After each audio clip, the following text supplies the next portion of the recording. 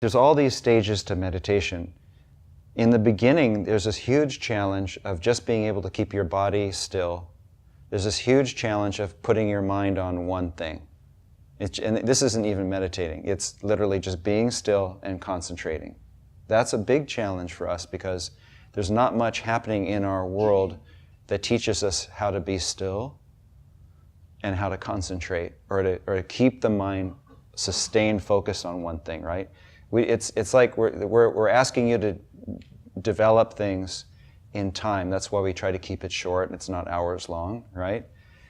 But the light at the end of the tunnel is that let's say you try to meditate and you're just distracted by all the things you can feel in your body and your body is really uncomfortable, or it might be mental stuff that's coming up, memories, worries about the future, the past, something you thought you were going to do today and you just, as soon as you quiet down, you remember that you didn't do it, that kind of stuff. And all those things come in. And these are all, I will say, meant to make us stronger. And the thing is that you won't really embrace meditation, you won't really develop the ability to meditate until you're really motivated. Usually that means something's happening. Like literally you're losing your sight or your hearing, or you've had a big medical diagnosis, or your favorite friend or animal or companion is leaving or dying, and all these big things are happening, and people are like, oh my God, what am I going to do? TV isn't going to do it.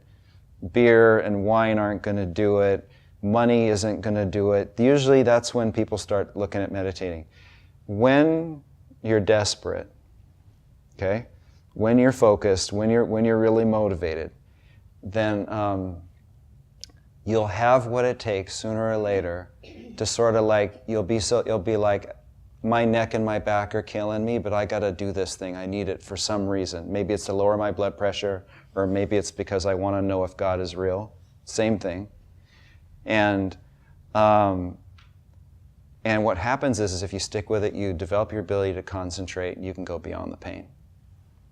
You can concentrate and hold your mind, direct it inward or direct it toward God, and you can be eventually free, at least in those moments of the emotional things, the mental things, and the physical things. When I came to meditation, I was like kicking and screaming. I was never interested in meditation. I've never considered myself to be a spiritual person or any of that.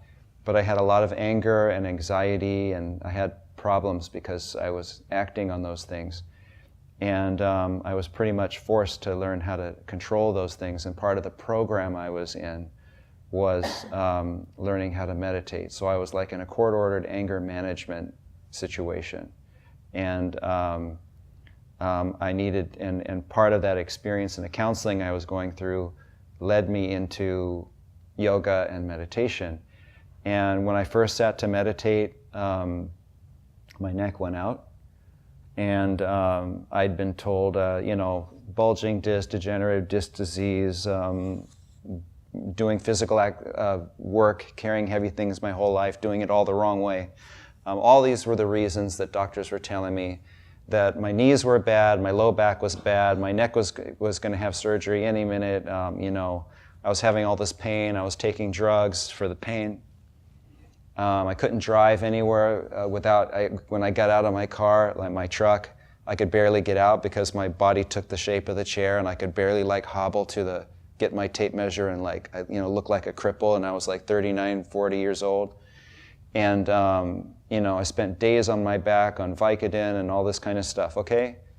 And the Western doctors had nothing for me except for looming surgeries and all the different kinds of surgeries I was going to have. But at the same time, I was so mentally out of sorts that I started doing yoga and meditation. You know what happened? When I started, I didn't understand any of the philosophy. I was actually doing yoga postures with a good teacher, and I started exploring meditation with a good teacher. My neck got better. My back got better. My my skin cleared up. Everything changed. And it took a while, it took a couple of years. And what I found out was when I got rid of the anger and the resentment and the desire to, the attempting, constant trying to control things that were out of my control, my body healed. And now that was, I mean, I was a cripple. I was like really bad. And now it's 15 years later, and I can surf, and I can mountain bike, and I can run around like an idiot, and I can fall off and get back on, and I don't have any, I have never had a surgery, and I don't have any symptoms. But you know what? If I get a bad email from somebody that I'm not expecting it from, and my guard's down, something that I'm invested in, and I allow myself to get really upset, like even for half an hour, 45 minutes, the next day, I cannot turn my neck.